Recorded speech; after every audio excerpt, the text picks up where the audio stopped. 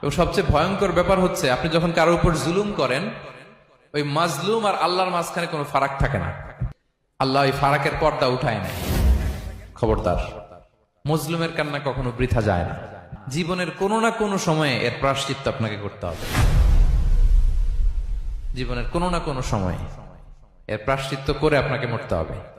বিষ্ণু ইসলাম আরো ভয়ঙ্কর কথা বলেছেন। তিনি বলেছেন, মান যালামা কিদা শিবরিন মিনাল আরদি তুবিকাহু মিন সাবঈ আরাদিন। কেউ যদি জুলুম করে তার ভাইয়ের 1 বিঘত পরিমাণ জমিন খায়। 1 বিঘত চিনেন তো? এই যে আমার এই আঙ্গুল থেকে এই আঙ্গুলটা, এটা টান টান করলে যতটুকু জায়গা, এটা বলে 1 বিঘত। শিবের আরবিতে বলে শিবের। হ্যাঁ, মান যালামা কিদা শিবর। বিষ্ণু বলেন, এই 1 শিবর, 1 বিঘত জমি যদি কেউ অন্যায় ভাবে জুলুম করে তার ভাইয়ের কাছ থেকে খায়, কিয়ামতের দিন তুবিকা আলাইহি সাবউ আরাদিন, এই 7 জমিনকে আল্লাহ তাআলা তার ঘাড়ে চাপাবে। খা এবার, খা।